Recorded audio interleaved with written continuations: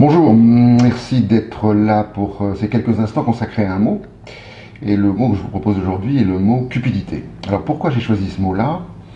Parce que je l'ai entendu récemment dans un entretien que Milton Friedman donnait à un journaliste sur une chaîne américaine. Alors, heureusement, rassurez-vous, c'était sous-titré, sinon je ne vous aurais même pas parlé de cet entretien-là.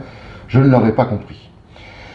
Je vous rappelle juste pour, si vous l'avez oublié ou si vous ne le savez pas, que Milton Friedman, c'est un économiste qui a eu un prix Nobel, qui est mort il y a quelques années déjà, et qu'en fait, il a inspiré l'ensemble des politiques économiques qui sont menées aujourd'hui dans le monde entier. Son idéologie, son dogme s'est mondialisé, et que ces pays l'adoptent soit parce qu'ils l'ont voulu, soit parce qu'on leur impose. Mais peu importe, c'est ce dogme-là qui règne aujourd'hui. Et ce monsieur, dans cette interview, monsieur Friedman, dans son interview, disait que la cupidité est généralisée, que tous les pays réagissent avec cupidité, que la politique c'est de la cupidité, et que finalement c'était le moteur de la marche du monde. Et on est bien obligé de dire, à la suite de monsieur Friedman, que effectivement c'est comme ça que ça se passe, c'est-à-dire que les plus cupides vivent, les autres survivent, et d'autres, s'ils ne survivent pas, meurent. Mais ça fonctionne, ça fonctionne. C'est un ordre du monde possible. La seule question que ça pose quand même, c'est est-ce qu'un ordre du monde peut s'appuyer, s'arc-bouter, ou être animé par un désir, dans le fond. Hein. C'est la signification, me semble-t-il, enfin, c'est ce qu'est la cupidité, un désir. Et donc je trouve que cela posait question, et quand j'ai entendu cette interview de Milton Friedman, je me suis posé cette question. Voilà, donc latin, pour l'étymologie, on trouve cupidus. Bon, avec cupidus, on trouve en signification désireux, avide, et puis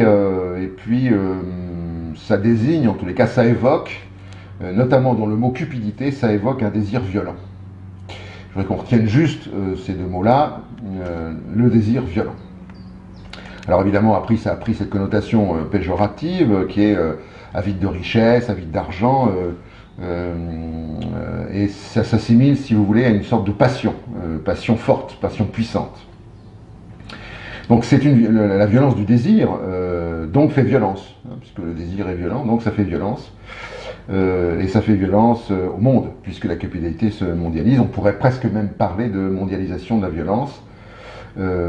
Et ce qui est intéressant, c'est qu'on ne peut pas voir la fin d'un désir comme celui-là, comme d'ailleurs souvent les désirs, parce que plus il est alimenté, plus le désir s'accroît, en fait. Et donc les désirs, presque par définition ou par essence, ne s'éteignent jamais. Et donc celui-là, pas plus que d'autres, bien sûr. Alors, reprenons la cupidité violente, puisque c'est un désir violent, donc la cupidité est par définition violente. Et celle-ci ne peut tarir, celle-ci ne peut s'arrêter, celle-ci ne peut être stoppée, en tous les cas par la réflexion, puisque la cupidité ne fait appel à aucune réflexion particulière. Elle ne peut pas être stoppée par l'argument, elle ne peut pas être stoppée par une proposition contraire, puisque, encore une fois, ça devient presque maladif. Le désir ne peut pas s'éteindre, parce que le désir, encore une fois, par essence, ne s'éteint pas. Alors bien sûr, il peut, à sa satisfaction immédiate, trouver une fin très éphémère et recommencer. C'est ce qui se passe d'ailleurs pour la cupidité comme pour tous les désirs. Alors, on parle, vous savez, dans le capitalisme d'un système d'accumulation de richesses qui est évident, mais c'est pas tout à fait, en fait, le capitalisme, c'est une sorte d'outil adéquat pour l'homme cupide ou la femme cupide, enfin pour le cupide, on va dire comme ça, et il précède l'outil, bien sûr, la cupidité plutôt, elle précède l'outil.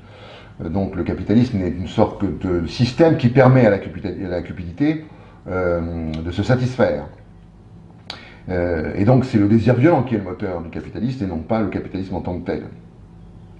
Alors, il y a bien sûr il y a les adeptes, beaucoup d'adeptes à ce dogme de la cupidité, et donc ils ont une justification formidable, vous verrez, d'une simplicité redoutable, pour ne pas dire simplette, voire simpliste, dans sa forme, la cupidité dans sa forme néolibérale, parce qu'il n'y a pas que cette forme-là, mais c'est la forme la plus répandue aujourd'hui. La cupidité dans sa forme néolibérale se justifie ainsi: plus les riches sont riches, plus les pauvres sont moins pauvres. Alors, le disant comme ça change ce que vous savez sur aujourd'hui les études qui sont faites, qui sont avérées, le constat avéré de l'agrandissement des inégalités, sociales particulièrement, mais pas qu'elles, qui conduisent toujours d'ailleurs à des inégalités de droit à un moment ou à un autre, sachant l'appauvrissement et la paupérisation d'un grand pan de la population mondiale, et y compris dans des pays dits développés comme les nôtres, puisqu'on ne cesse de constater l'accroissement de la paupérisation dans nos pays. Donc cette croyance, évidemment, cette justification, évidemment, n'est pas recevable, mais qu'à cela ne tienne, puisqu'on ne demande pas qu'elle soit reçue, mais qu'elle soit subie.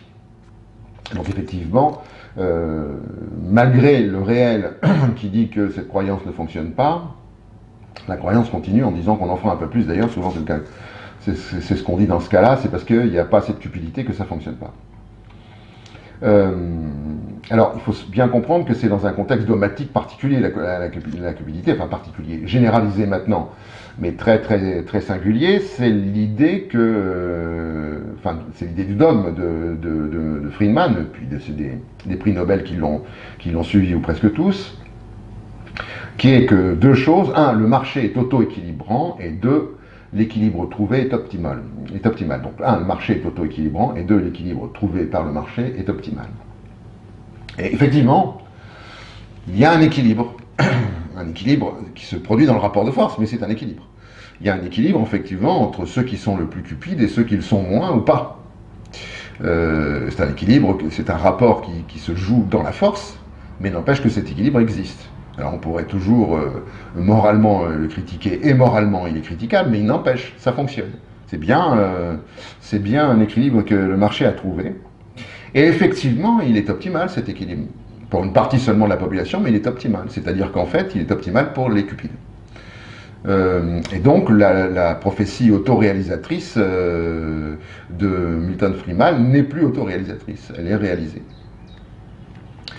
Alors, je pense que pourquoi ça pose un problème, en tous les cas un problème éthique pour le moins, en tous les cas peut-être même un problème tout simplement d'appréhension de notre monde et de la façon dont on veut l'habiter.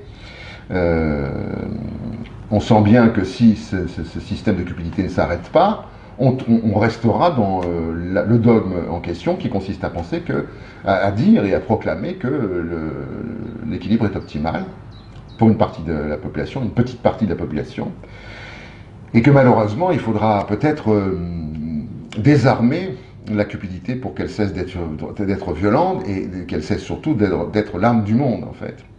Mais ça nous interroge aussi nous-mêmes sur notre propre cupidité, peut-être.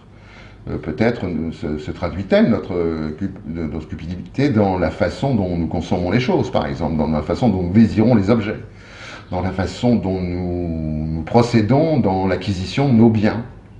Et peut-être que nous sommes finalement représentatifs, pour certains d'entre nous, ceux qui peuvent encore être cupides, parce qu'il faut avoir quelques moyens pour être cupide, mais pour ceux d'entre nous qui ont encore ces moyens-là, ou ce peu de moyens-là, peut-être, eh bien, la question qui nous est posée, c'est: ne sommes-nous pas nous-mêmes en train d'enrichir le système cupide par notre propre cupidité?